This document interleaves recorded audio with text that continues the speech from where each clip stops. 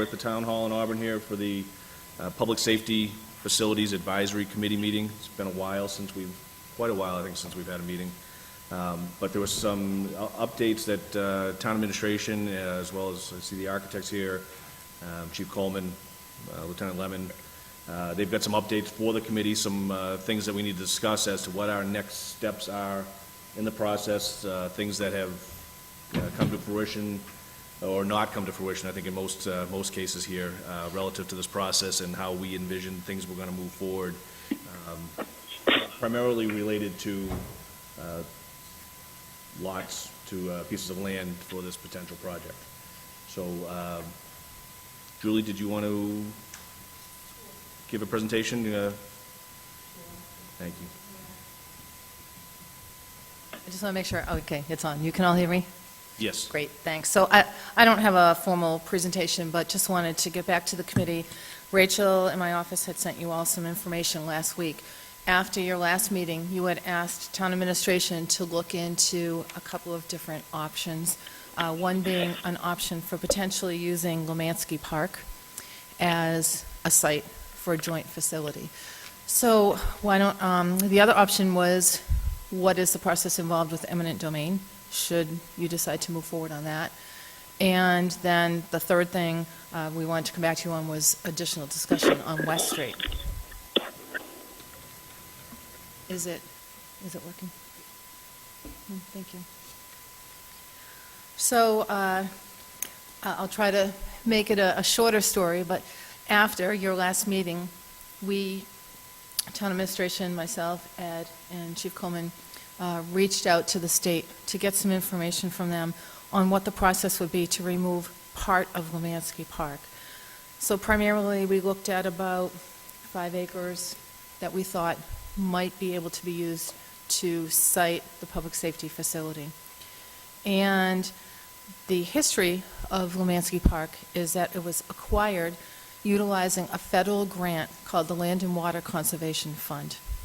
And the Land and Water Conservation Fund provides grant funding to states that then provide it to municipalities. So it still follows federal guidelines, but because the land was acquired with it, it also follows state guidelines. So there are 2 different processes that have to be followed to remove any portion of a park that was acquired with these funds. So regardless of whether you're trying to reuse the whole park or you're trying to just reuse a part of the park, you still have to follow 2 separate processes, but they're kind of intertwined. One is I just want to make sure, John, is it all set up? Thank you. John's our IT guy, just making sure we're all set. Thank you. So there's 2 processes. Both of these are very time-consuming, and I will honestly say I think a lot of the reason for that is it's obviously these types of things are discouraged in many cases because the federal government and the state government don't want you to get grant funding and then years later turn around and say, well, actually, we've changed our mind, we don't want to use it for that. This is a little different situation. I think this is something that ultimately the state and the federal government may be supportive of, but the process to get there is extremely lengthy.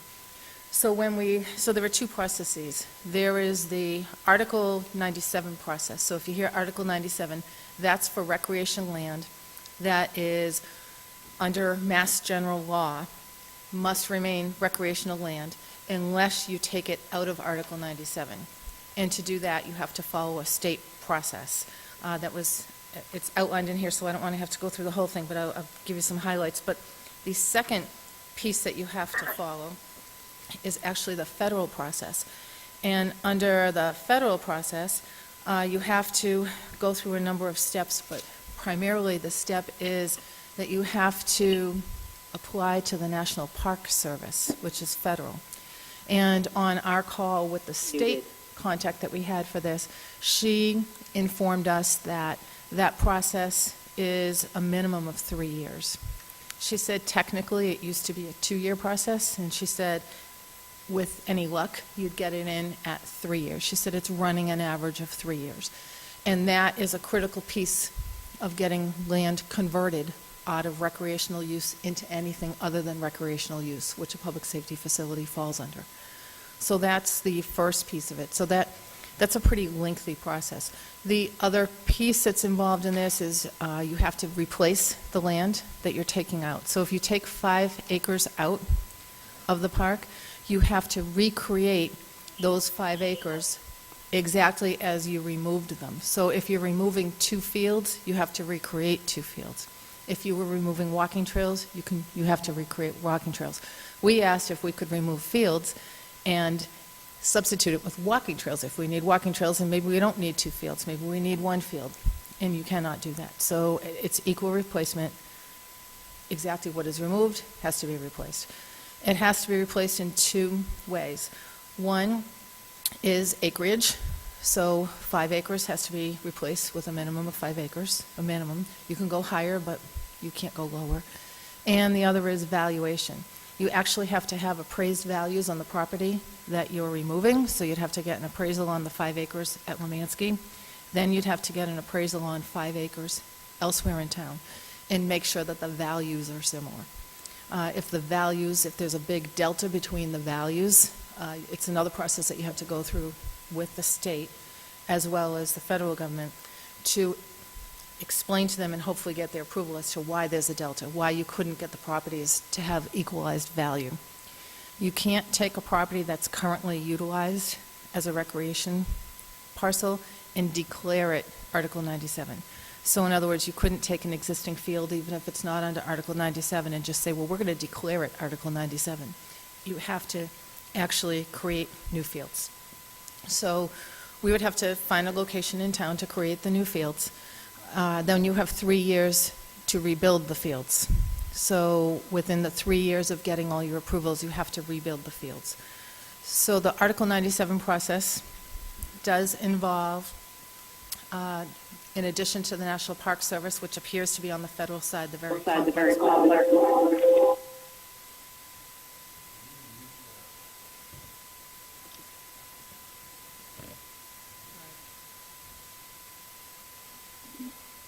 That.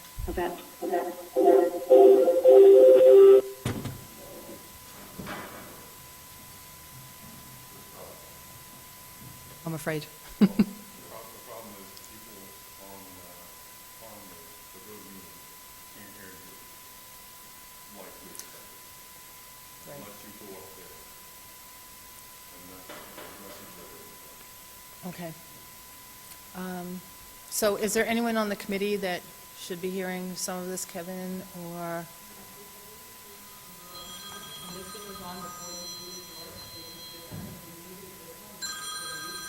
Got a text saying that they lost you. Okay, so it was one of those callers that They we, could hear her on that, in a distance, but they could hear her. And I think you need to unmute the. caller 3. So just Unmuted. to reiterate quickly, the federal portion of the process is there's an entire book that you have to go through in all the processes, and it starts with the National Park Service, and again, that's the lengthy time. In the meantime, on our end, you need to get, which is not a difficult thing on a local level, you need your unanimous vote of your Conservation Commission, your Parks Commission, then you need to declare the land as somewhat, it's similar to declaring it as surplus. Then from there, you have to come up with your plan, which includes all your appraisals, your identification of the new site, when you're going to build it, how you're going to build it. And then you also need to have a 2/3 vote of town meeting to apply to the legislature, to file legislation to remove it from Article 97, and then I believe it's a 2/3 vote of the Massachusetts legislature to remove it from Article 97. And then in addition, it has to be approved by the National Park Service. So there are a lot of approvals involved. From a timing perspective, it looks like the minimum would be 3 years. The process most likely would take somewhere between 3 and 5 years. It all depends on the timing of it, the timing of when all this would take place, when your town meeting is, when you might have to schedule a special town meeting, when the legislature is in session, when that gets filed. So there's a lot of moving parts, which is why we say 3.5 to 5 years, depending on what time of year you ended up in any of these processes, and you're really not going to know that until you get underway with the process, especially with the National Park Service. So That's pretty much the summary of Lemansky Park. I think at this point, our recommendation is, and our consultants would tell us this, that if we were to go through that type of process over the next 5 years before we even started the project to actually build the facility, that the costs are going to escalate significantly. And the savings that we may realize by building on a parcel that the town already owns may be wiped out by the escalation in the costs, as well as the cost to now rebuild those fields. It's identifying the land that you need to have it on, replacing it, and making sure that you rebuild those fields in 3 years. So from a cost perspective, it may be maybe a little bit less, or it may be no savings at all. But I think from a timing perspective, the concern was, do we really want to wait 5 years to find out that hopefully we get state and federal approvals? But we wouldn't know that for a minimum of 3 years, because you've got to get that approval from National Park Service. So I don't know if you, Mr. Chair, if there's any questions on that part of the process. Anybody have any questions relative to the request for the town to? Are there 5 acres in Auburn available? There are potentially some acreage available, yes. I say potentially because you'd have to do the analysis of the evaluation of the property to make sure that it's equalized value. So maybe the 5 acres that you're replacing at Lemansky may be more expensive than the 5 acres that you've chosen in another location, or it may be less expensive. The 5 acres that are potentially available, have they been looked at for this potential project, if there is acreage available? We looked quickly at it. We didn't know what direction the committee wanted us to go in. If the committee decided that they wanted to follow this process, we would have to look at it. You have to do a whole analysis of all your parcels. We didn't go that step. I can tell you we know of a couple of places that it could potentially fit. We originally thought that we would look at, again, we were thinking of some areas that the town already owns that would be a nice area for walking trails, but you can't replace fields with walking trails, so we can't use that. We do own some land behind the Pappas complex, actually beside it, over off of Cutting Ave. At the end of Cutting, there's land there. We do use it for some other things, but there is land there. It's fairly flat. As far as access and redevelopment, we have not gone that far. We wouldn't do that kind of analysis unless we thought the committee would go further, but that's a potential. And then there is acreage that the town purchased as a result of a Chapter 61A sale, which is it went from agricultural to a private sale, and the town had right of first refusal, and they exercised that right in October or November of 2014. So the town purchased that land off of Southold Road. I believe it's a total of 50 acres for just about $3 million. So that land is there. It has to be remain as municipal land for at least the 10 years of the time that we bonded the land. So there's a potential there. Again, some of that land is probably not good for fields. There is one section that might be sufficient for fields.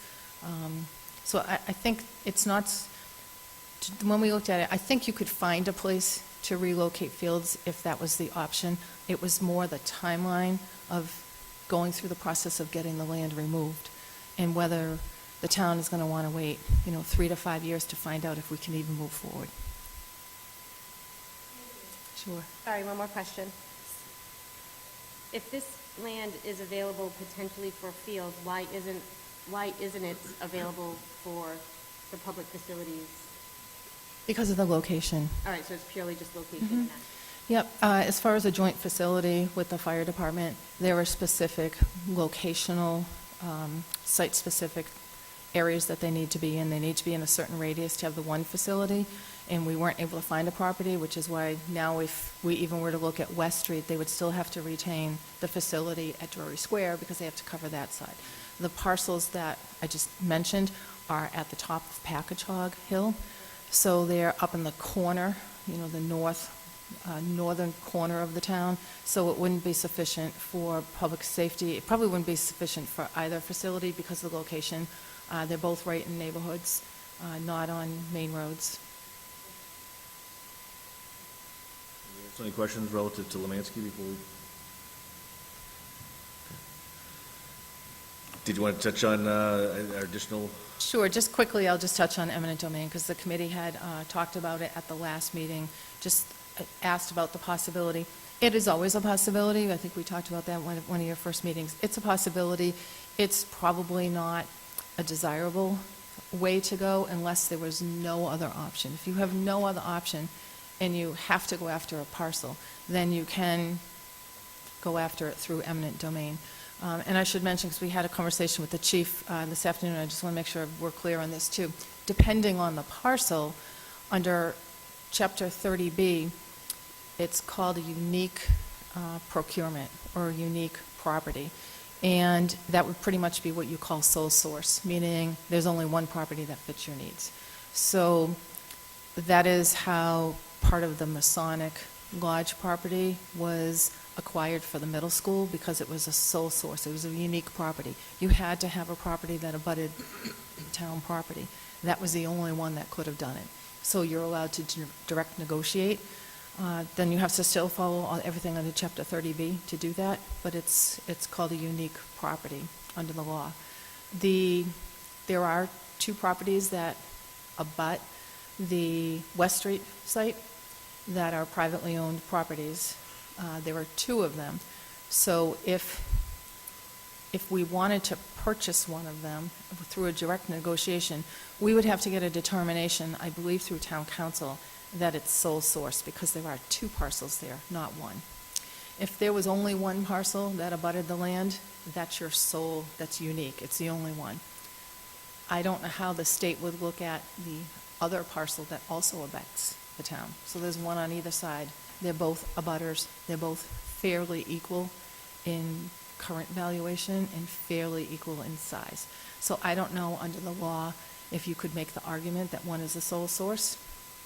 You possibly could.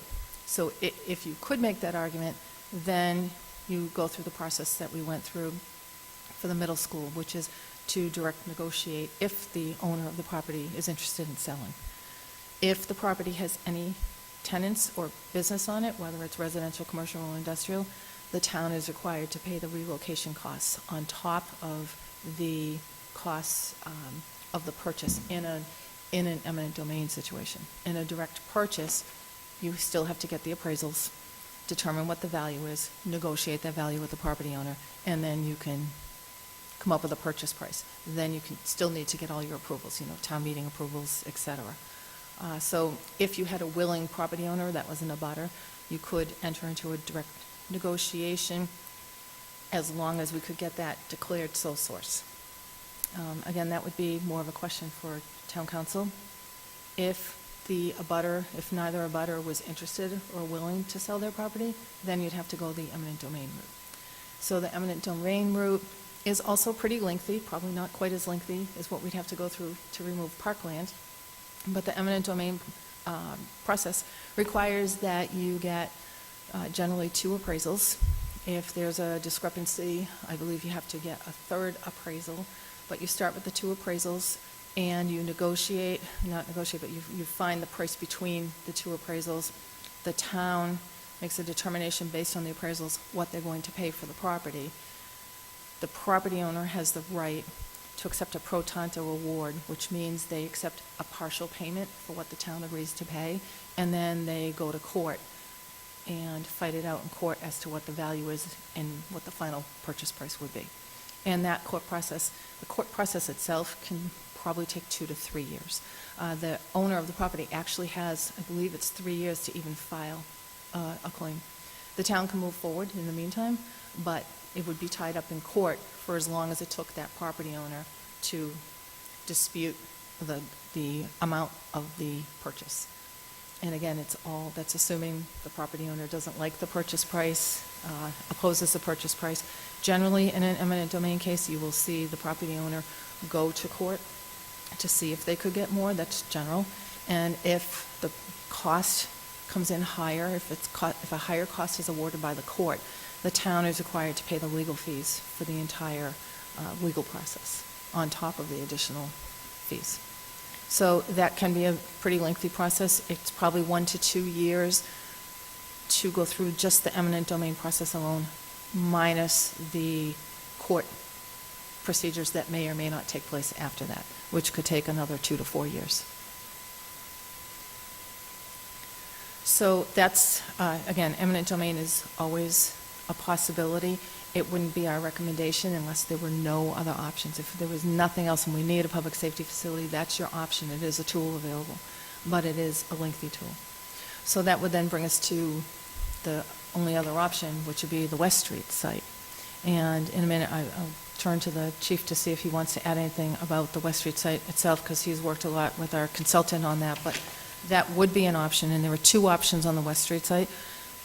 Going with the current site as it already stands, acreage-wise. We could fit a joint public safety complex on that site. It would involve relocating and rebuilding. There's a small, very small field behind between the middle school and the facility that's now used as the school department and the fire department. There's a small field that would have to be relocated. It's not large. There is an area that appears to work on the other side of the middle school to do that. So if we did that, you could fit a site there. If you wanted to reposition the building so that you had your police department facing on Southbridge Street and your fire department facing on West Street, both still connected but different facing, then you would have to look at the possibility of negotiating if you could get a sole source. And I should add, if you can't get a sole source, you can also put an RFP out. And so if there are 2 properties and it's determined that there is really no one property that's a unique property because they're both equally able to be redeveloped, then the town could put an RFP out requesting property owners make an offer to the town to sell their property. And then you notify the owners that are impacted in that area, let everyone in that area know we're looking for a parcel that's abutting our site, and they can make an offer on it. That doesn't work, then you have to go to the eminent domain. So if you wanted to expand the current size of the property to reacclimate the direction that the police department section would be facing versus the fire department, you would need to get that extra piece of land. So those are pretty much the options. Chief, did you want to add anything? No, you covered it all. Just, I guess the one thing that I would add is that if, for whatever reason, we were not able to obtain either one of those parcels that are adjacent, we do have a test bid of the building on the current West Street site with the school administration and the fire station. So even if we were not able to obtain one of those sites, the project is not dead in the water. But I think when you sort of look at the properties with one of those adjacent properties, it gives us a lot more options to do that. It gives us a lot more options to do that in terms of property availability, parking, as Julie mentioned, forward-facing police station on Southbridge Street versus both on West Street. But depending on what the committee, chooses to do and what direction they're looking, to recommend, I just wanted to make it clear that the project is not dead in the water. We do have a test fit that the building will go on West Street. It would just certainly be more restricted in space than if we could get one of those other adjacent properties. Jeff from Tecton is here, and he'd be more than willing to answer any questions that you have as far as the test fits and pros and cons to those other adjacent sites as well. While we've got Julie at the podium, do anybody have any questions relative to the eminent domain process? Kev, it's Andy. Could I just ask one question? Yes, sir. Julie, do you know how long it would take to do eminent domain ballpark? Ballpark to do eminent domain would probably be 1 to 2 years to do all of these steps that the town would have to do to go through the eminent domain process, including the valuations, the legal portion of it, the town meeting portion of it. And after that, the town could potentially be in litigation for another 2 to 4 years if the value of the eminent domain taking is disputed by the property owner. But the process, depending on where it falls in the time of year, 1 to 2 years. And again, because we have town meeting, it's not like you have town meeting every week where you can just pick it up any week. You've really got to make sure that you're falling within either the fall town meeting, the annual town meeting, or you have to schedule a special town meeting. Okay, thank you very much. Anybody else for questions relative to eminent domain? I guess I would have just one quick question while we have you up there relative to, we didn't have any luck with our original proposals that went out. With some of our other options in front of us being lengthy, multi-year processes, should we consider, have you considered reopening that if things change in a short amount of time in the commercial real estate world? Had you any considerations to putting it back out there for another, I forget the window of time we had to post it and leave it open, just relative to that? Through the chair, I'm trying to recall what the time frame was. I think we had it out for either 6 to 8 weeks, approximately, just to give bidders time to comply with all the requirements in the RFP. So you have to advertise it in the central register. There are a number of advertising processes. So I'm going to say 3 months, if we add everything in, probably somewhere between 2.5 and 3 months to put it out there again. So that is an option, to put it out one more time and reach out to those. We reached out to property owners in that area. We reached out to brokers, whether we knew if they had properties listed or not. We made sure everyone knew that it was out there. And again, we didn't get any response. It doesn't mean we couldn't try it again, but it would mean adding another, probably three months. We wouldn't have to redo the RFP. It's already done. So we could just reissue the RFP. I just know one site that's been discussed just in this last week. I noticed there's a 22,000 square foot for lease sign, which indicates to me there's been some changes in that property, at least in their occupancy or potential occupancy. So I just know as things change, I just want to know if that was a consideration, that's all. Yeah, if the committee would want to go that route, we could certainly do that. Questions relative to the current state? Just looking off the agenda we have here, so we've talked about the options briefly about West Street, but we'll get some more from our friends from Tecton. Lemansky, we discussed private property, eminent domain. Could we get, Jeff, would you be willing to give us some, come up and give us some discussion relative to, it's been a long time since we've discussed dual facilities as opposed to one consolidated public safety facility and the end of that West Street site that's being considered? Sure. So I forget exactly when we did this, but we did a number of test fits looking at parcels associated with the West Street location. And as was already reported, that with the currently owned property, we were able to come up with a possible solution that fits on the property. I am going to say that I prefer some of the solutions that have the added property because I think it gives you more flexibility with the building planning and certainly more capacity for the essential site necessities of parking and green space and those sorts of things. Having said that, the single parcel was enough to accommodate the building. I suspect that we're going to have some increased costs because of that smaller parcel due to stormwater retention and things like that. But it is viable.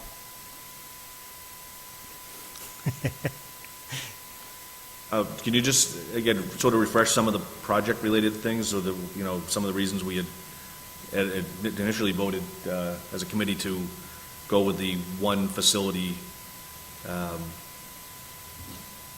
as our direction? It was one facility. That was our goal. We haven't voted to say that isn't our current goal, but as opposed to now doing a police fire headquarters at West Street and then a substation at the existing headquarters. Yeah, and it's primarily related to that the RFP requirements that were sent out for the potential acquisition of property is getting the ideal response location so that you could operate out of a sole facility and still service all portions of the town reasonably in equity to the way that they're served today. If we locate everything solely at West Street, then we don't get that equity in response time to the whole community. And so that's what drives the need to retain some sort of a substation presence at the current fire headquarters site. So With the thought that we were going to get some responses to that RFP and get a good piece of property, we could have accommodated the entire public safety operation on a sole site and still met all the response time criteria. Since that has not come to pass thus far, we're looking at the options available, and West Street certainly gives us the option for fulfilling much of the public safety need on that location, and with the retention of the existing fire headquarters, you reduce a little bit of the programmatic demand on the West Street site, because you will have vehicles located, apparatus located at the headquarters site as well. But it adds, making sure that that headquarters site is ready to continue on for service. Anybody on the committee have questions for Jeff? Julie? Yes, thank you. No, I very appreciate the questions, please. Timeframe in which the town kind of outgrew the current police station, and that West Street seems to be a good fit for now. How quickly do you anticipate us outgrowing that, and then being in this process 10, 20 years from where we sit today? Well, the programming exercise that we went through includes about 25 years of growth, looking ahead at at staffing changes and information relative to the growth of the community, so that we feel pretty confident that you would have at least 25 years of capacity within the program, which means that that if you add a few officers, or if you have minor changes in staffing or in operations, that you have space to accommodate that. We also try to plan into our public safety facilities a little bit of flexibility, so that it can evolve with programmatic change. Given the fact that your prior facility was arguably too small on day one, it's what I heard reported from the story, we're planning on being too big on day one by enough to accommodate growth into the future. Now, again, having a little bit of extra land just is like, it's an insurance policy against the unknown. Things can happen in the future to a community that cause, growth that we don't see today. So there's an insurance policy of having available additional property. Was that 25-year projection the same for the one facility, as far as size and capacity and future? Yeah, the projection is based on, the apparatus and the department staffing and, a whole variety of different components. And when you take that overall program, which is, was originally was put together for one site, and then we think about, okay, those kinds of growth are still going to happen, but we're going to accommodate them on two sites now. So that allows you a little bit more flexibility in there. And certainly, if we find that we don't fully use every bay in the headquarters, or there were some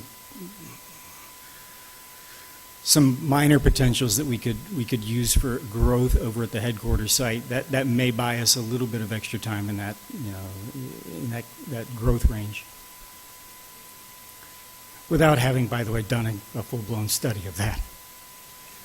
Jeff, in your professional opinion, do you believe that we should purchase possibly both the sites on Southbridge Street that abut West Street to give us more room? What would that do for you? Would that help out? With the test fits, we were able to accommodate program and still have some additional space with a single purchase.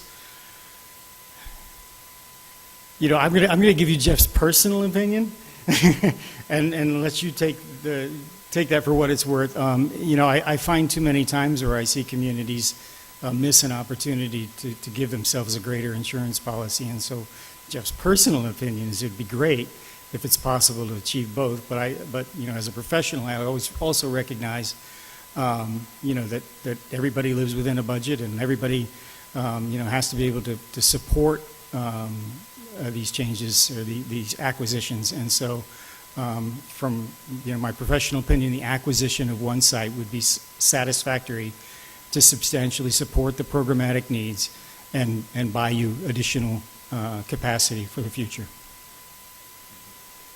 How's that for convoluted? I thought based on what, sorry, Julie, I thought based on what you said, we could only purchase one because of the whole sole source, and then the other one wouldn't be a direct purchase. I just want to make sure I understood.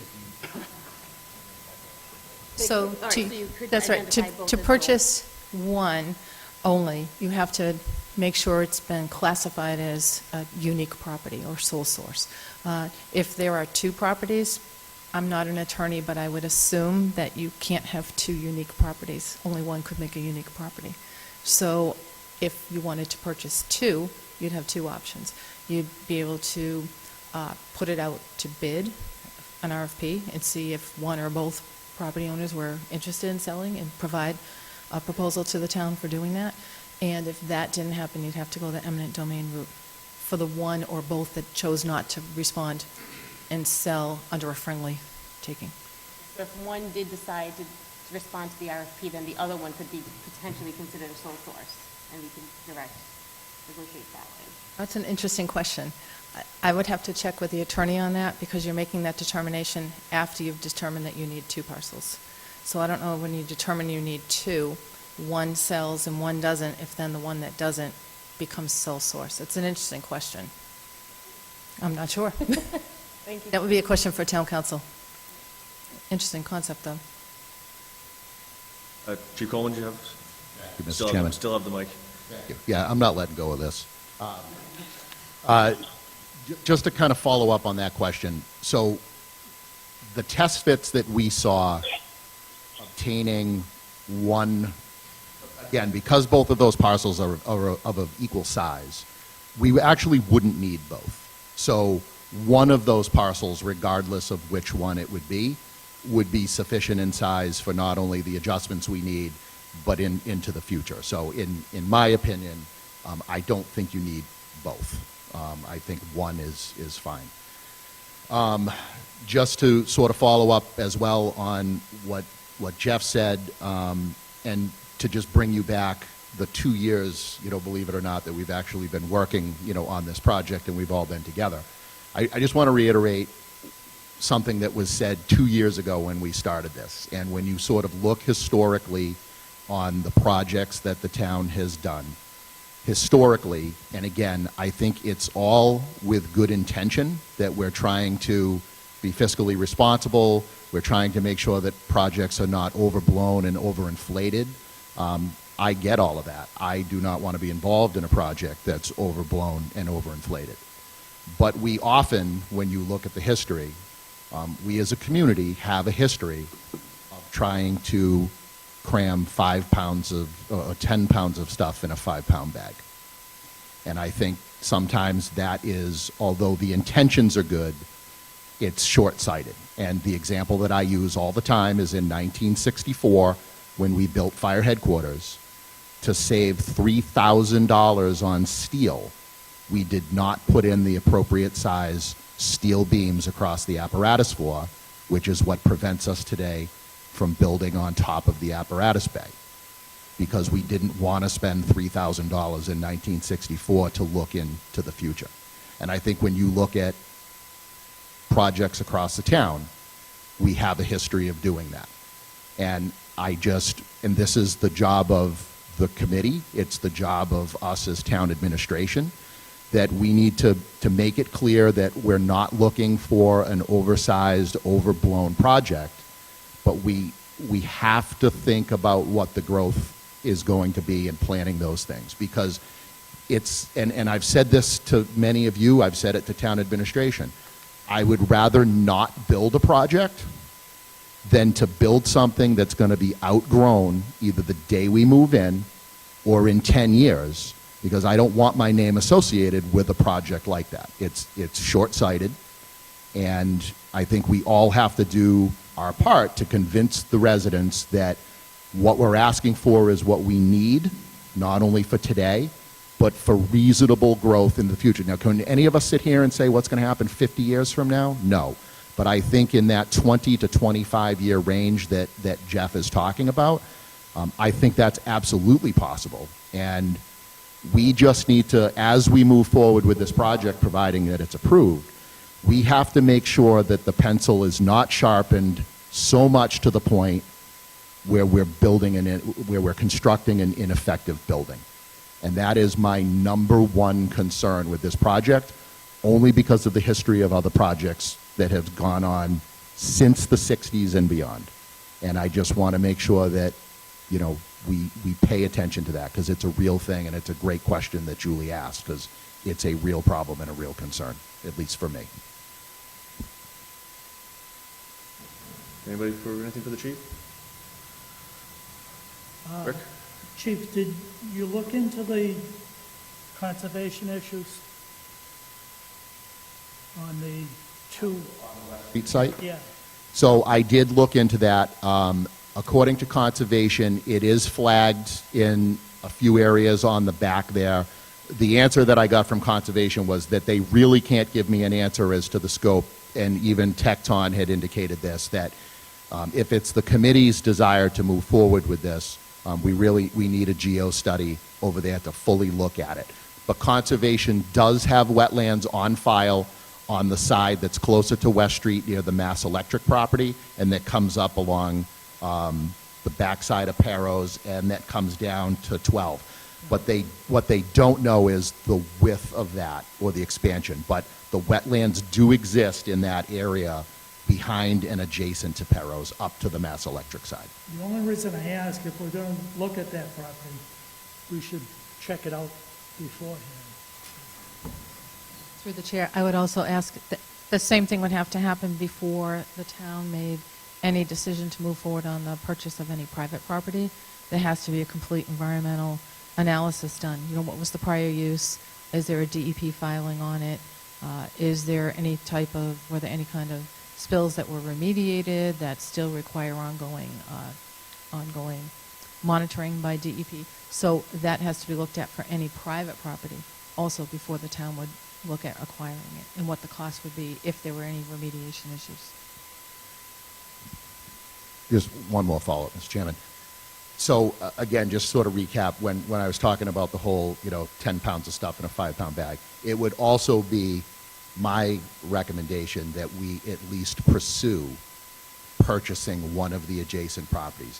I'm not a huge fan of eminent domain. I'm not sure that's the right thing for the community or for the business community. There are neighbors too, but I think not to make an effort to at least inquire about the purchase of those properties because we're told that, well, it will fit over there. If we inquire and they're not interested in selling, okay, at least we inquired and we live within the confines we have. But my hope would be that the committee at least explore the possibility of figuring out whether or not one of those adjacent properties would be looking to sell, because I think that's only going to benefit the project not only today but for years to come. Yes. Chief, I totally agree with you up to 1964, but I would be remiss, coming from my background, when you said that all the projects, because I believe our high school and our middle school certainly meet the needs of the students and the kids in this town. Before those, I can't argue with you. I'm not trying to argue with you, but I'm saying, from my background, I'm sitting here, I don't want to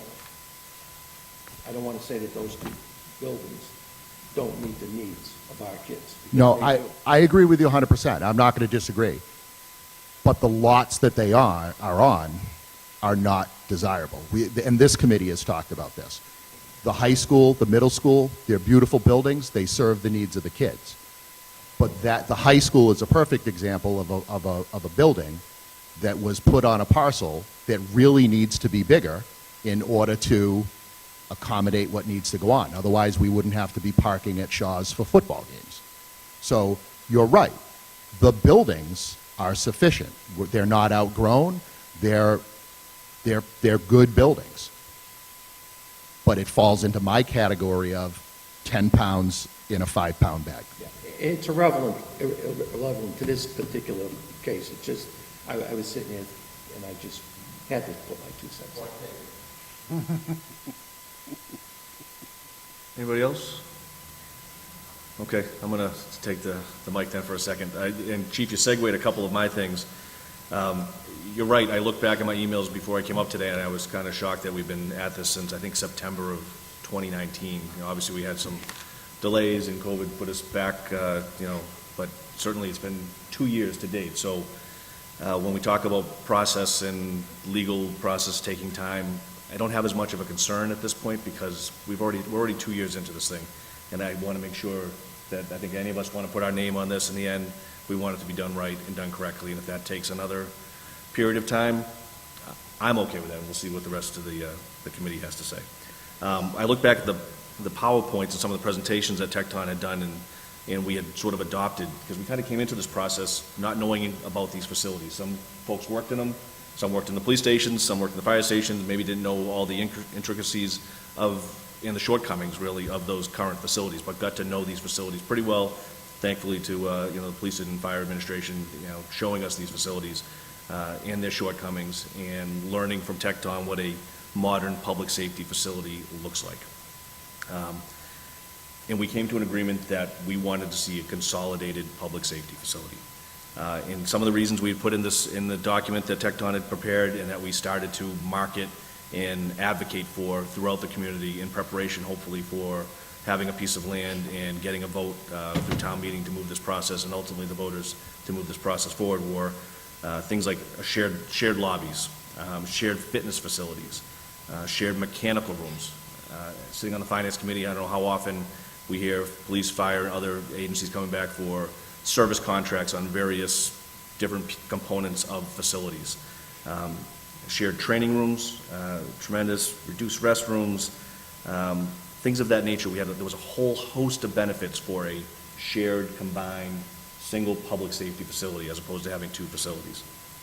Another thing that jumped out to me as I looked through that presentation was we had a lot of discussions about the current fire headquarters and its location. And Matt, you've probably wrote this one down, because FEMA regulatory floodway. Did I get that one right? Yep. Okay.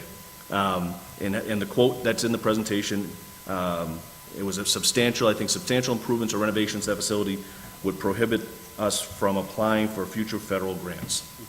So as we talk, and I'll have probably some questions relative to that, should we go to this West Street police headquarters, fire headquarters, and retain the center of town Drury Square facility as a substation? Would any future needs for that facility potentially preclude us still from federal grants? There was the cost, and the combined public safety facility, obviously there was a considerable savings. And a lot of the stuff, the critical stuff, I think, for the folks that work in these facilities, primarily fire, because they're dealing with uber-duper bad stuff on a regular basis, was decon and health safety.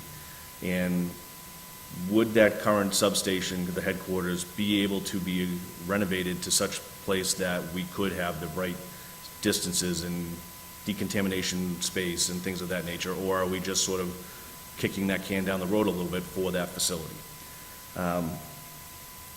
Yeah, and I understand, and Jeff, when you program as an architect, when you program things, 25 years seems like a short amount of time. For folks in the community that are voting on a plan, 25 years is not going to seem like a shorter period of time when they're looking to outlay millions of dollars. So I do have a lot of concern about that West Street property, that we're going back to what was done with the police station and putting it on a parcel that didn't allow for future expansion. Somebody's names are on a plaque, I'm sure somewhere in the police lobby, that there was a committee to build that building. Our names, if this goes forward and this is with success, will end up in a lobby. And again, we want it in the best public safety facility for this community, for the men and women of the police and fire department to work in. So I do have some concerns about that, leaning towards the West Street site. Personally, I feel like we should be continuing to explore options. Chief, you highlighted and it was a combined effort, but that Shaw's property to me is still, in my mind, I know it is not ideally in the sweet spot location-wise, but it is a facility that I think a combined use with an additional land for parking for additional events, along with a public safety facility right close to the heart of some of our schools, is the right place. At some point, if somebody builds on that property, I don't know what we'll do for events at that facility. was at flag football this weekend, and there were 80 cars parked in the Shaw's Bed Bath & Beyond lot. And if there was some other business there that took that whole lot, I'm not sure where folks would park. There's only so many spots at the library, there's only so many spots, I don't know where they would put their cars. So I think we, personally, I still think we should be looking towards the combined facility. We should be looking at sites. I think the commercial market is ever-changing, to see what is out there. And, yeah, I'll open it up to the committee or anybody else that, those are just sort of my remarks relative to where we are in the process and where we've come from. Chief Murray? You know, we looked at the Ramada property. Yes, sir. I think that's the most logical piece of property for this facility. And, you know, whatever it costs, I think we should definitely look at that and consider it. If you take that property, it's not going to affect anybody or any business. And I think that's a big factor.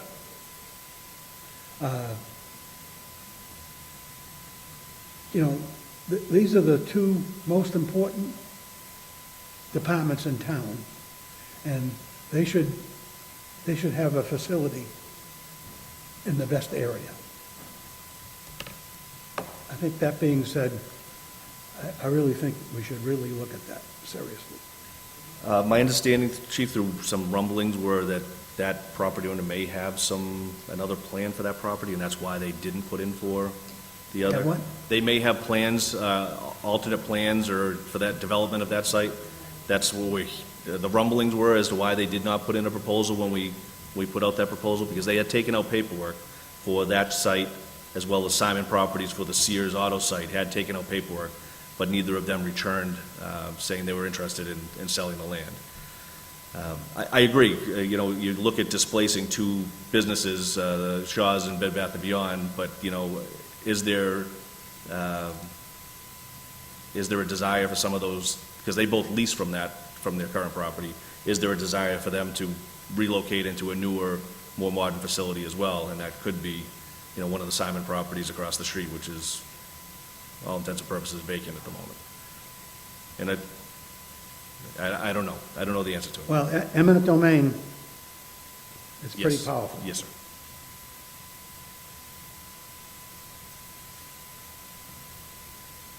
Anybody else have any thoughts or questions? Chief?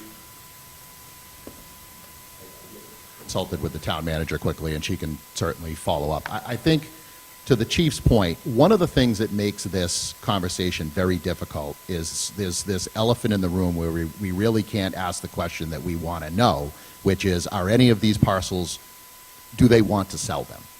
And legally, we can't ask that question. And that's the difficult part of this. We could engage in conversation with them equally and make sure that they were all notified of things equally, which we did before. But legally, we can't ask the question, do you want to sell or not? And that's the struggle, that we have. Is I think we all have ideas of what a good parcel would be, but we're all really in the dark in terms of what they're looking to do because we can't ask. So, for that purpose, we did engage with those three businesses equally. They didn't submit for whatever reason. So I think to do the same exercise again, in my opinion, is sort of pointless, unless you can ask the question, which we know we can't, are you willing to sell? Because I don't think the result is going to change. It just puts us in a really tough spot, and again, to the chief's point, it really sort of drives you to that eminent domain piece. It would really just be nice if we could ask the point blank question and get the answer. There's a for sale sign on the property. So it's for sale. Correct. Correct.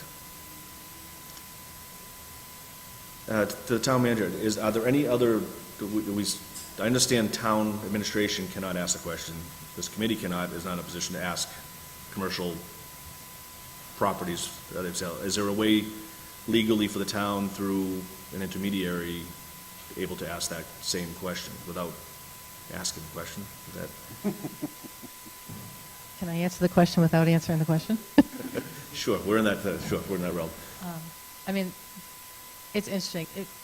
The problem is, as the chief said, we're a municipality, so we're subject to Chapter 30B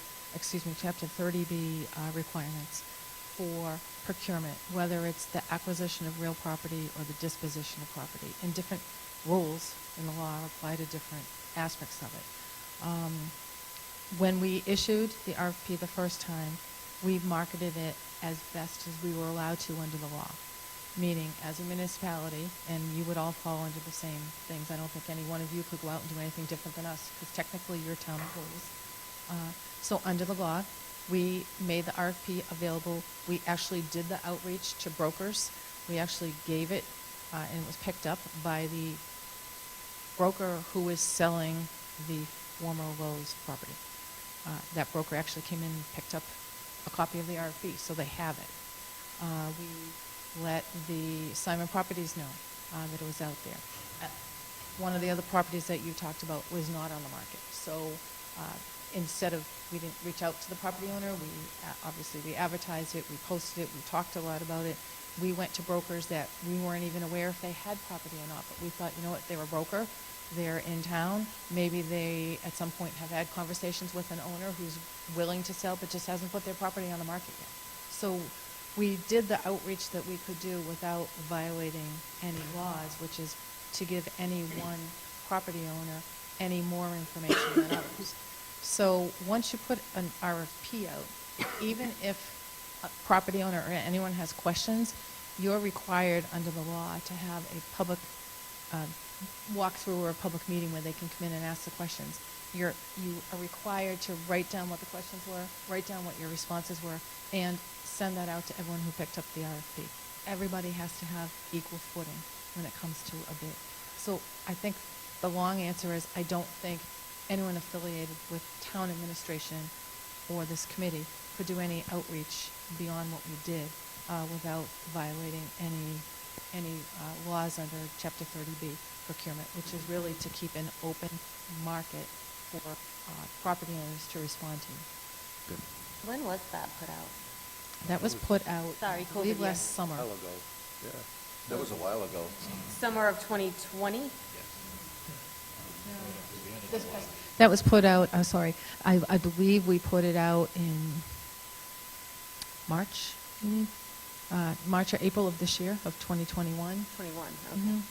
Because at that time, we were looking to get responses back by, I think, the end of June, early July, so we could potentially, if we had someone who was willing to sell, we would be able to set up a special town meeting for October with a ballot question in September. We're sure that was this year. So that was this year. And we couldn't ask for an architectural firm that happened to be on contract for other means to try and identify parcels that were for sale. Would they be acting as your agent at that point, or is that? If any of the committee members did that, yes. You could not do that. We could not do that. You can't do that, okay. I mean, if anyone from, any resident who's watching this says, oh, I'm watching this, and how come, I'm not on the committee, I'm going to make a phone call. But we just can't do that. We can't taint the process. It's really restrictive how you handle it. Can I make a comment? Yes, Mark. So I have to apologize, the audio's awful, and I've missed some of the finer details. But I have to echo Chief Murray's sentiment on this, that we're potentially letting the best prime location slip through our fingers. I'm not sure it matters at all that they're in the process of selling to someone else. And I have to wonder that if we made the call to sell it, what's the actual ramification if you violate that law? What actually happens?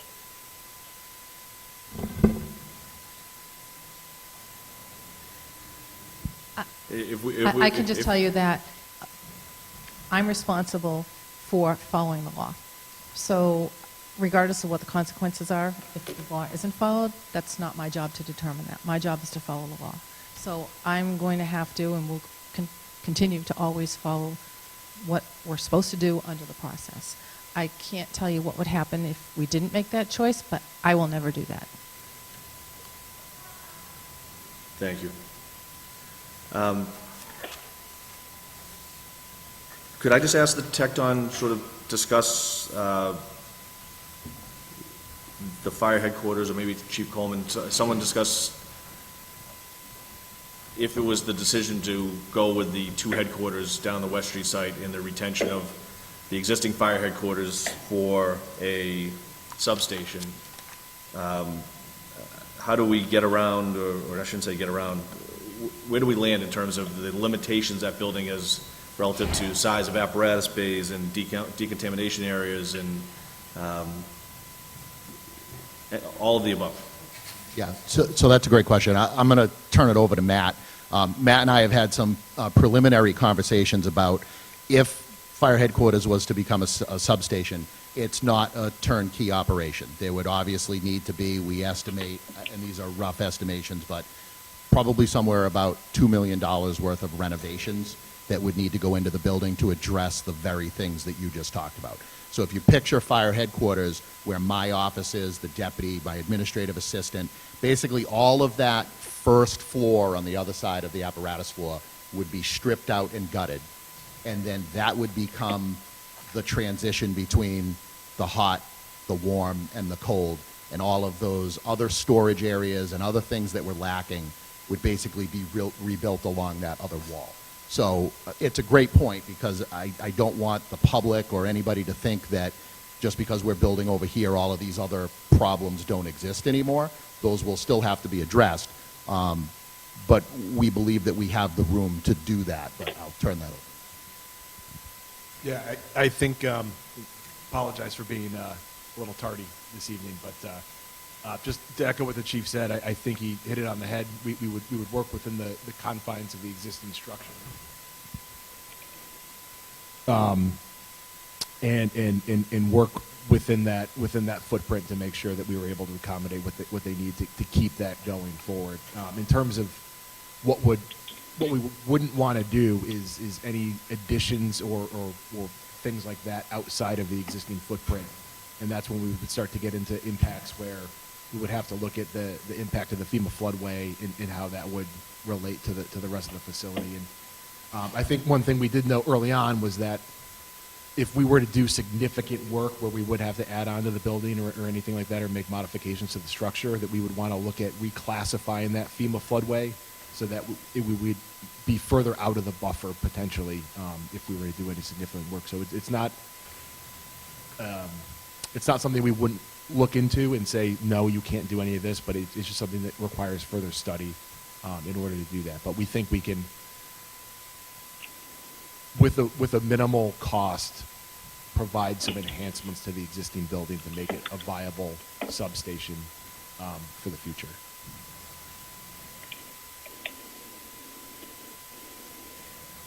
Through the chair, sorry, we were just having a conversation, and I just want to follow up on my response to Mark. So my response to Mark, and maybe I misunderstood the question, or maybe he didn't hear some of the conversation, because I know it's hard. So Mark, I apologize if some of this isn't coming through. The Chapter 30B process is very clear. You have to follow the Chapter 30B process, as is the eminent domain. But if maybe I misunderstood, I thought Mark was asking what we do, how can we go get a property that we want, and what would happen if we didn't follow the process. But the process you can follow, which is a legal process, is the eminent domain process. That is still an option. And it's not that that is off the table, and I think that's what the chief is saying, that if you see a parcel you want, and that's the one you want to go after, then your process for doing that is eminent domain. Your process for doing that is not putting it out to bid, because we've done that. And so through eminent domain, there is a process where, I think I put a page in your packets, but there's a whole process where you notify the property owner that you're taking the property. You get a vote of the Board of Selectmen to do that. Then you get a vote of the board to get the appraisals. Then you get your appraisals. Then you get your votes of town meeting, both for the pro-tonto award, for the price that you're going to pay. So there's a whole series of steps in there that you follow, and that is a process. It exists. You follow the process, and there's no reason you can't do that. You just have to think through the timing of it and the cost of it. But I think Ed, I'm going to turn to him. Ed made a really good point about one reason we feel we didn't get any bids when we put it out, because we knew a couple of those properties were either on the market now or soon to be on the market. And we thought for sure this was their opportunity to provide a bid, but there were so many steps in between them giving us a bid and us potentially buying it that probably was a deterrent. But let me just turn to Ed. So I think some of the complexities that we're all facing, and which makes this a very difficult process, is that even if we put it out for bid, we have no commitment by town meeting or the voters of this community at the time that goes out to bid. So you almost have to go to the voters in advance seeking an authorization funded through a debt exclusion, not only for the eminent domain or the land acquisition piece, if there is a willing property owner willing to sell, but you also have to get a commitment for the project. It doesn't make any sense to go out and purchase the land and then have the project fail if you're bringing a $45 million project to the voters and they say, we don't want this. So now we're sitting on a parcel of land that we can't do anything with because they're both tied together. You almost need a dual authorization to bring to the voters and then ultimately authorized by town meeting.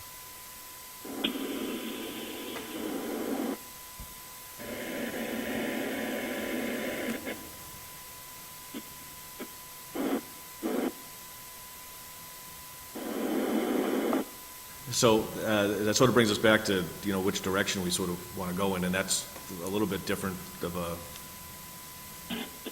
direction even on the funding side than I think we had discussed previously, is that advanced town meeting authorization. You're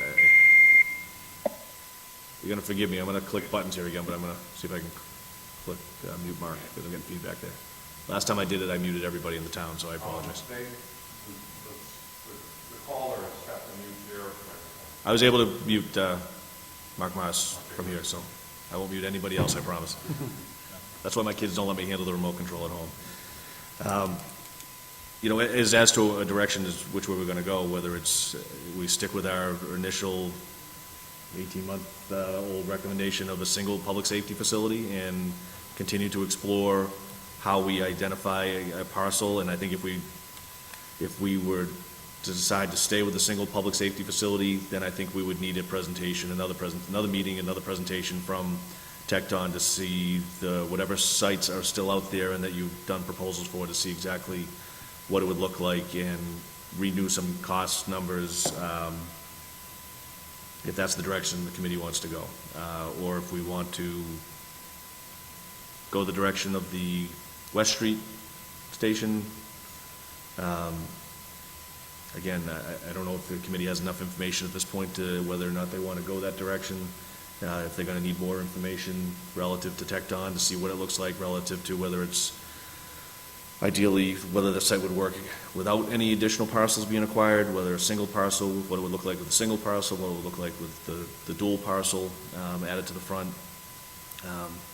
There's a lot of questions that still remain with this project. I think we were in a good direction, and now I feel like we're not quite back at the beginning. I think we're still in agreement that the need is there, and that this isn't going to go away, and that the current facilities are not adequate for a modern day professional police and fire forces. Committee members, help me out a little bit here. Anybody have any thoughts on directions or votes you'd like to take, or? I feel like West Street and a few Band-Aids to Drury Square is going to put us back here 10, 12, 15 years from this spot.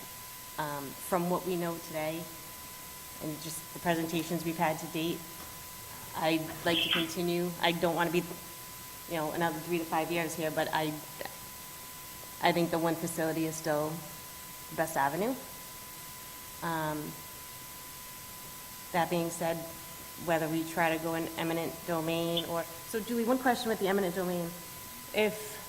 How soon, and this is assuming that we did everything, we got the dual authorizations and, we tried to go down that path. How soon can an eminent domain be filed such that it kind of puts a stay on that property owner to forbid him from selling? out from underneath that process. You know, am I getting my Well- question clear? Okay. Is this on? Okay.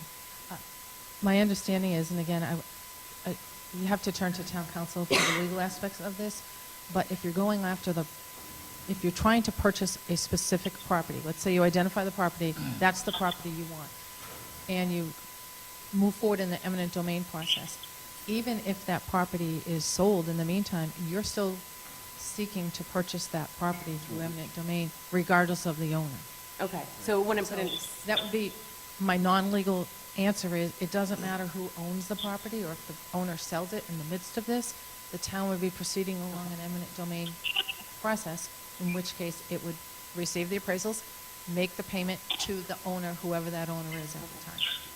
Does that answer? yeah, no, I think it does. I was just curious, so if the current owner hears rumblings that we're going down this path, we do authorization, now we're 6 months out before we would even file the eminent domain. Once we did that, it wouldn't matter, like you said, if they sold it in the meanwhile, we would still be going through that Correct. process. I think an owner probably could still sell it. There's nothing to prevent an owner from selling it. But you do have to follow the eminent domain process, and one of the steps is to provide the notification to the property owner, the current property owner, that you're looking to do this process. So they would be aware of it up front, even if you're not even a quarter of a way through the process. I think early on in the process, you notify the property owner that this is the desire of the town. Again, then, back to Eddie's point, then there's all the votes that are needed. So that's why I don't mean to talk in generalities, but 1 to 2 years, it could be 1 year, depending on where the votes fall. I mean, you need to know that you're going to get the votes of the residents for this. You need to know you're going to get the money. You need to know you're going to get the money for the purchase of the property as well as the building of the facility. So where that falls in an election, and then how do you know what money you need to have if you haven't had your appraisals yet? So pretty much you have to have your appraisals first, because you need to know what your cost is going to be. So I think it's fair to say you're probably on the 2-year end of an eminent domain process, and not counting the legal process that may follow it, which is going to take place whether you can still move forward on your process in your project. It doesn't stop the owner from disputing it in court and going to court over it. They have 3 years from the time you take the property to file something. So I wouldn't even count that part of it, because that's just an added years that may or may not happen. I feel like it's what came first, the chicken or the egg type question, because it's, do we get the authorizations to see if the town would even be willing to want to purchase the property and then approve the facility first, or do you get the eminent domain first to know we have that property available to us? So it's complicated. It's complicated. It's obviously, it's easier if a municipality owns the property, because then you're going for the authorization for the debt exclusion vote from the voters, and then you go into town meeting for the authorization to borrow. It's more complicated when you have to add in an eminent domain process, there's no question. And to Ed's point, I think the issue is there's no set rule on which you do first, but before you go through the eminent domain process, you do need to have the authorization to do it. So that absolutely requires a vote at town meeting. I guess the issue is whether you put forward if you put forward the question on the facility itself at the same time as the eminent domain. Because, as we're saying, the worst case scenario would be you purchase the property and then you don't get the vote to build the building on it. I don't know that would happen, because I think for the most part, it's a community of 16,000. I think with education, everyone's going to realize if you're voting for the eminent domain, you're voting for it because you want to purchase it, because you want to build a facility. But all of that is a matter of timing. Chief Coleman, did you I know Jeff's working frantically over there to get some. So, as Julie was just talking about the chicken and the egg. So, with the eminent domain process, it says that we notify the owner that we're looking to go through that process, right? Again, to Julie's chicken and the egg point, there's a part of me that I can't wrap my head around how we approach the owner to tell them that we're going through eminent domain when we haven't even asked them whether or not they're willing, to sell the property. So I guess my question is, if the committee determines that that is the parcel that they want, and that's the parcel that they want to pursue, does that now open a door for a conversation with the property owner to say, the committee has decided that this is the property. Are you willing to sell? And if not, we're going to move through the eminent domain process. So by declaring that it's the property we want, does that open any door for conversation? It does not. I'm saying, again, it's a legal question. If you're, I know what the intent is here, and I'm trying to be careful how I answer it. I know what everyone's trying to get to at the end game. I'm just trying to walk through the process to get us there. I don't know what the answer to that would be. If the committee took a vote, it still has to go to the Board of Selectmen to authorize town manager to initiate eminent domain procedures. And one of the first steps in the eminent domain procedure is to notify the property owner that you're going after the property. So at that point, it's a legal question. If the property owner turned around and said, well, I'd rather sell it to you than have you take it, I have to be honest, I don't see a situation that would happen, because an eminent domain process gives the property owner still the opportunity to go through and legally argue to get more money than you're willing to pay. So I don't know that they would, but could they? I suppose they could. The question then arises, if they did that, now you haven't taken it by eminent domain. Now you have a property owner making an offer to you to buy your property, and you're right back to, well, it's not sole source, because there are 3 other parcels that we've all talked about, so it's not sole source.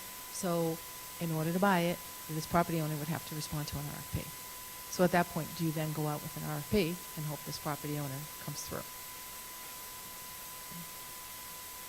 It's my non-legal answer. I think you still ultimately have to go through the public procurement process, even if they indicate they're willing to sell. The town wouldn't have the authority to purchase without going through the Chapter 30B process. I believe that's going to be the answer, but can check it with town council. Thank you. Jeff, you got some things to share with us? Certainly, yeah. I felt like we ought to just put those test fits up on the screen for you to take a quick look at so that you understand. And I failed to look at the date. Matt, was this late summer? So the one over my shoulder right now is the one using only the property that you own, and you can see these test fits are quick ideas about how to place the building. It is the result of a detailed floor plan, but sort of understanding the program, looking at the square footages and how we might arrange them on the site. So in this case, we have a fire apparatus bay with doors front and back that allows trucks to egress directly out onto West Street, and then also to loop around the back onto West Street. Typically, you're going to place your larger vehicles, your frontline vehicles, along the front so that they get the shortest apron right out onto the street, and then some of your smaller vehicles or second-line vehicles would be in the back so that they can do the loop around and get out into West Street. We did have a modest public parking lot right in front of the building, anticipating that we would have an entry point, and that this little rectangle and that this big structure would be the bulk of your shared facility, as well as your offices and living quarters for the fire department, and all of the office and workspace and detention and evidence and all of that for the police department. We are showing Sallyport to the rear, parking lot at the back, and then along the side. And then we did cut through on this leg of the parcel an egress route out to Southbridge Street. You can see that even in this scheme that we left some available property. I just checked with Oliver GIS just now, and this is still the wetlands that the GIS is mapping.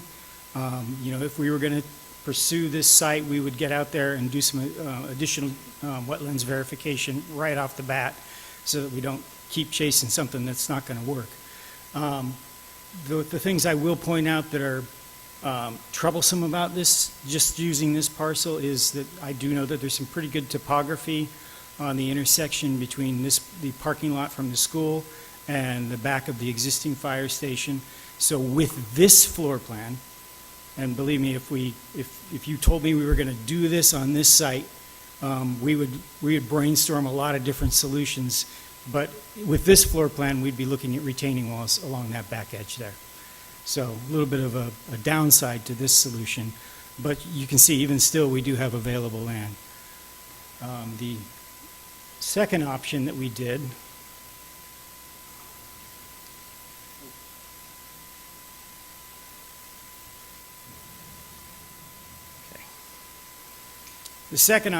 uses the adjacent parcel over here. We did not use all of it because we did withhold a wetlands setback, an assumed wetlands setback on that parcel, 100 feet. So right now, this building is actually on that parcel, and there's another building on that parcel. So we didn't use all of it here, being aware that there might be wetland. In this case, you can see the whole public safety building moved all the way over onto this parcel. Again, a double-loaded apparatus bay with direct access out to Southbridge Street, public parking lot, and then the bulk of the police and living quarters of fire and operation space, and then a parking lot in the back. And again, in this solution, you see that we still left a parcel of land unutilized. I can tell you that as we study this further, we'll probably come up with a different solution that would end up being the building that you actually move forward with, because these test fits are designed to come up with for the sole purpose of coming up with, will it fit on the site? And the fact that we have some available land suggests to me that yes, they will fit on the site. Then it becomes a question of optimal arrangement. As I said earlier, I do think with the acquisition of one parcel, you would get a more optimal arrangement. And again, that doesn't, the discussions that are going on here go into a lot of different territory, but I just wanted to demonstrate that you do have the potential for a viable solution utilizing the existing headquarters as a substation at this site. Just one quick thing to add to, Jeff. Both those schemes do require 3 stories. And it's zoned for 2 stories, so that would require a ZBA application.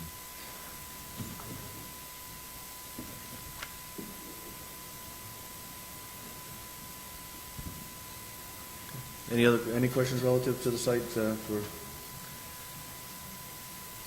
Does anybody have any motions that you want to do? So we've, as far as our agenda, I think we've covered just about everything on the agenda. Relative to the evening, it's sort of as to what direction do we want to go in? Do we want to? Kevin, Yes, I'd Mark. make a motion. Yes, sir. I'd like to make a motion for the committee to consider making a recommendation to the town administration to begin the process of land taking at the Langway property. That's the Lowe's. Yes. Okay.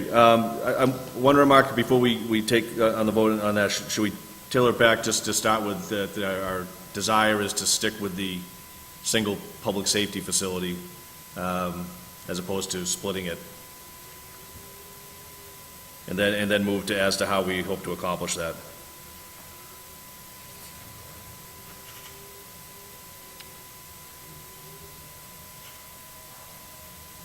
Mark, you still on? Yeah, I'm sorry, Kevin, I came through garbled. I'm just wondering if I understand the spirit of what you're trying to accomplish. I wonder if we should discuss first whether we wish to stay with our original recommendations for a single public safety facility. Take a motion on that first, and then that should give us some guidance as to what our next steps would be in order to accomplish that. But I'm happy. Okay, well, we identified 2 properties as like A and B, or the 2 prime facilities and locations in town. And, we took a little left turn because one seemed, the spot across from the police station seemed a little bit more viable and a little bit easier, and it turned out not to be. And I think we should return to those 2 primary locations that allow us a single-use facility. Okay. So let me just try and phrase it, and if you're okay with it, Mark, we'll put a motion forth to maintain the single desire of this committee to be a single public safety facility as opposed to a split? And then we'll, Yes, so we have a, it's a start. okay. I'll second that. J.D. Dowd seconds it. We'll do a roll call since we have somebody that's remote here. Julie? Got any discussion relative to the, thank you. Discussion relative to that motion to maintain our original desire as to a single public safety facility as opposed to splitting the two? Sir? I think we gotta look at, eminent domain's gonna take a while. We're looking at escalation costs if we delay construction. What can we do now? We can move on to the West Street site. There is room for it. It is a little tight, providing we can get another piece of land that would assist with it. The headquarters station, providing we stick within the actual square footage and do some renovations to it, we won't violate the losing the grants. We have an opportunity there to upgrade that building. Also, the cost in general would be a lot cheaper than building one giant facility. And the response times, right now, having the two stations will definitely be better than having the one station, even though the one station centrally located can still fall within the response times. I think it's something it's worthwhile to look at. I think the delay for the whole process in the end will end up costing us a lot more to try to get that piece of property. And as we all know, the station's now, at least on the West Street site, that building is old and is already having some issues, so the longer we delay it, the more issues we'll have. Any other discussion relative to to Mark's motion? Can I just get this, it's gonna be one single facility? It won't be like a substation for the fire department? Is that what this motion is? Mark, it's technically it's your motion. I'm just trying to. There's no substation, Mark? No substation, one facility at the Langway property, and we talked about that the response times for everybody from there were really, really good, actually. Chief, further discussion? I agree the response times are good from the single facility. They are actually better from the two facilities, but. Just a quick question. And it's not the fire substation's in a wetland, and that hasn't gone away.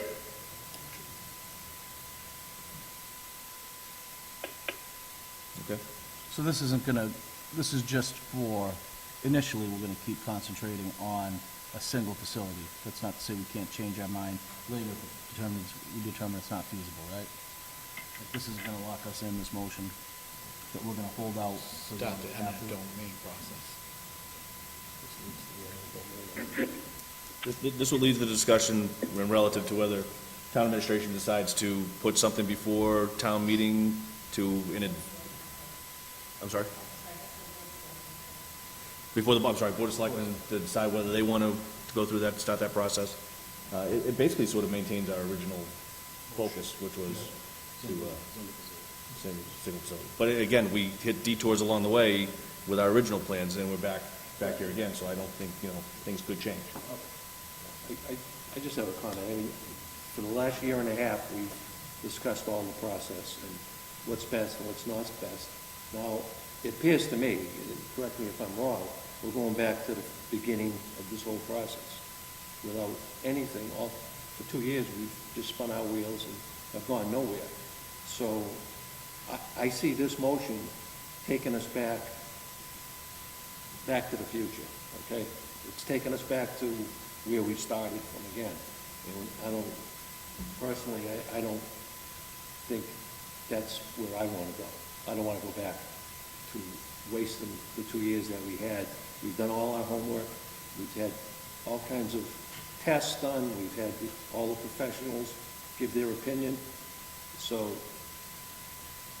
I can say I'm not in favor of this for that reason, only because it seems to put us back to square one. If there was some growth here I could see, maybe I could support this, but I don't see any growth in anything that we've done. That's all I can say. I'll put my foot in my mouth there for a second, but not to be disrespectful. I don't necessarily agree with your opinion on that, only because I think if we, and I'm still conflicted as whether or not we completely dismiss West Street or we move forward with the one. But I feel if we made the decision tonight to move forward with the one, then we stick to what we originally decided a year ago, year and a half ago, and it's actually gonna move us forward, because then it is next steps. It is, all right, this is what we're doing, we're gonna make the motion that we're gonna stick with one building, and that's what we move forward with, and then it's, okay, well, how are we gonna do that now? So it does progress us forward in that we now have to take steps to acquire land, whether it's eminent domain or another, throw the it's 3 more months, throw the RFP out there again for 3 more months. What's 3 months gonna delay us really at this point? Just to see if maybe someone has changed their minds. But I think it would be a step forward versus bringing us back to scratch. But again, my opinion. Rick? Can you explain what this motion is? Is this The motion? initial motion is One just building. one facility. I think, Auburn Street is gone. Or a substation is gone. So that's the original motion, and then I think we should have some further discussion as to, What do we gain by doing this? We're tying our hands even more. I'm not against it, one building. I think that would be great if we had a spot for it. We obviously don't, or we haven't found one yet. I'm not saying there won't be one. But why are we making this motion? What are we trying to accomplish here? We're just tying our hands.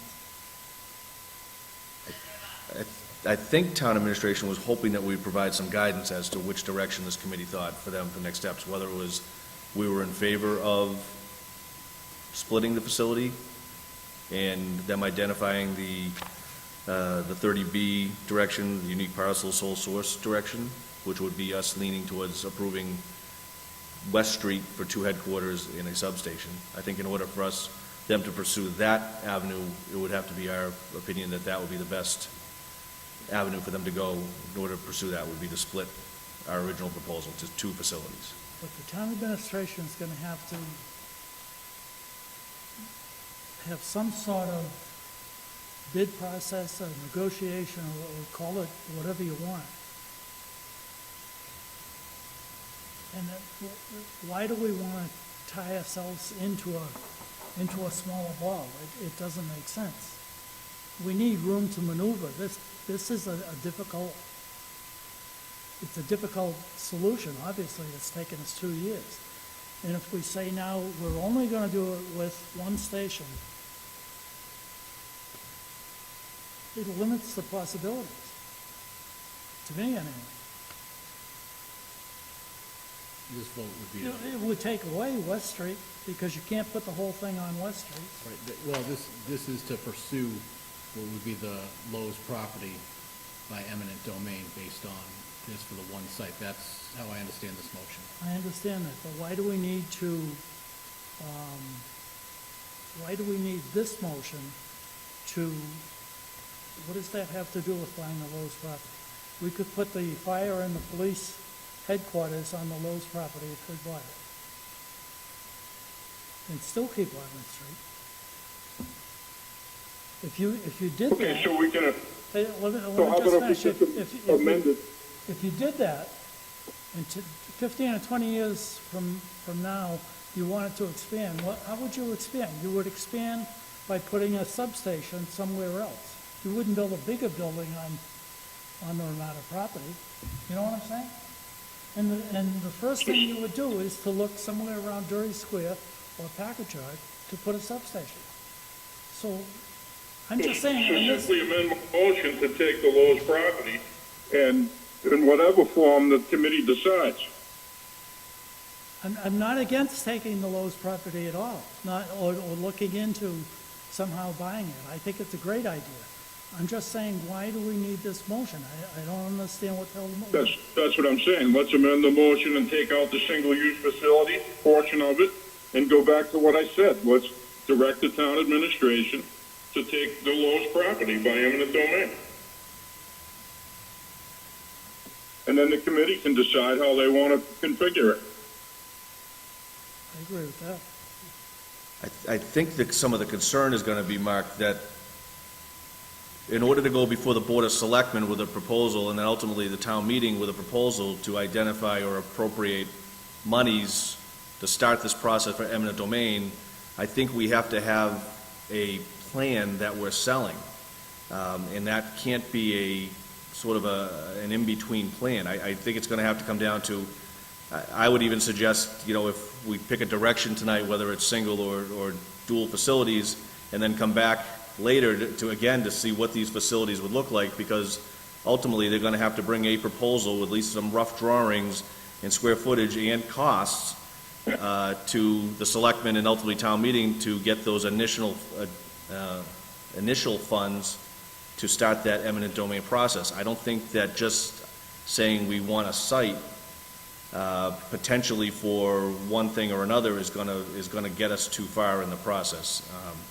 That's just my gut feeling, and maybe town administration can give us some guidance relative to that, relative to any motions here. If I may. Yes. And I apologize, I know I missed the last meeting in person, but I believe we had already come to the recommendation that we had already decided that we were going to try and go forward with one site. So I think right now what we're trying to figure out is if we're going to try and put out that, what do they call it, the RFP again, you know, are we going to delay 3 more months? It's already been 2 years. Really, what's it matter at this point? 2 years, 3 months. But we've kind of already decided as a group that we were going to do this, or attempt to try and do one facility. I think right now what we need to try and decide is if we're going to try and do one facility and put that out to bid again and see if somebody bites, because things have changed and the market is changing and things are crazy as usual because COVID, or if we're just going to move forward with eminent domain. You know, I think we keep trying to circle back. I don't know if we're getting cold feet, and that's why we are like, oh no, we don't want to lose this West Street, we don't want to lose the possibility. I don't think it's gone forever. I think we just need to decide. I think we've already decided that we're going to try and do one facility, and now we just need to decide which way we're going to go forward with it. And forgive me if I'm totally off base, but I feel like we just keep coming back to the very beginning, because I don't know if we're getting nervous or cold feet or if we just can't decide. But I thought we had pretty much made some of these decisions already. So I would like to move forward, you know, and I think that maybe that's what Mark was trying to get, that we had already decided to do the one building, and now we should decide which avenue.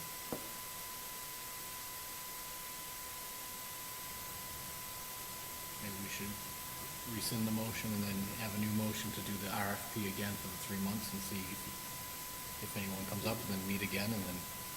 Okay, so you're suggesting we've already, unless someone wants to make a motion to change our original one facility, which we've already voted on a year or 18 months ago. Correct.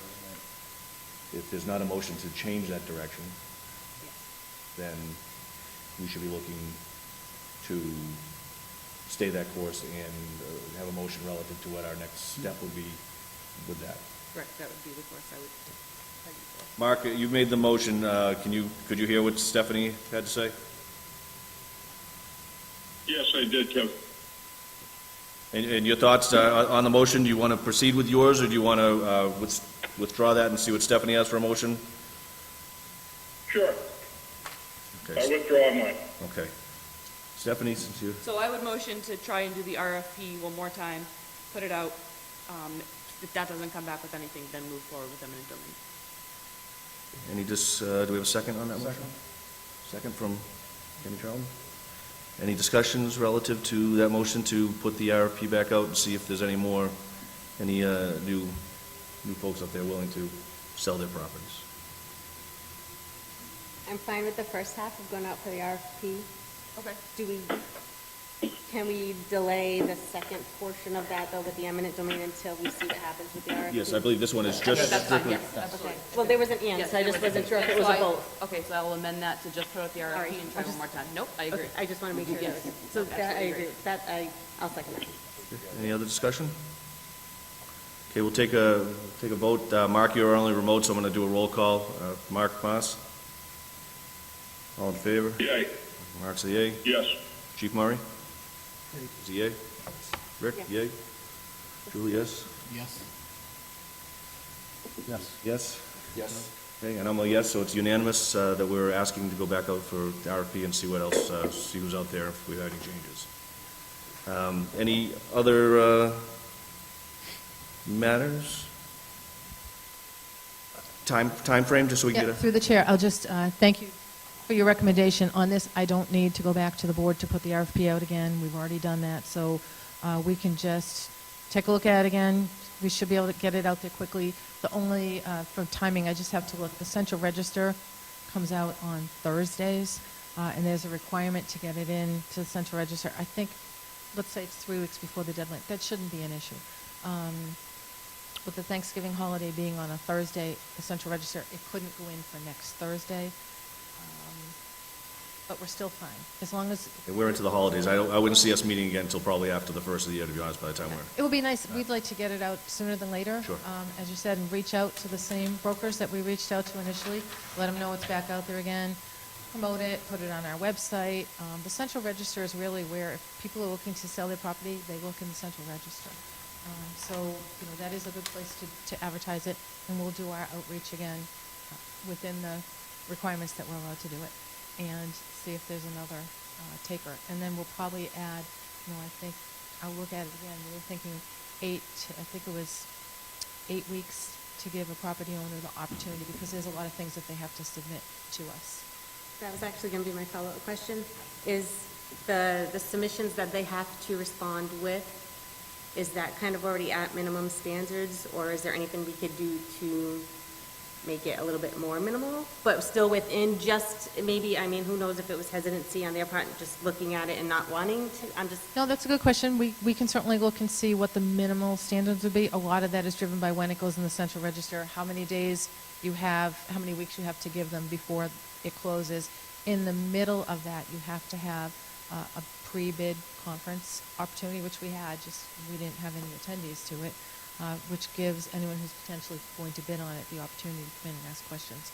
So we'll look at what the minimum amount is. You also want to be able to make sure you give them enough time to get the details together that you're required, because if they don't have all the details when they submit the bid, you have to throw the bid out. Well, mine was more about the details versus the time frame.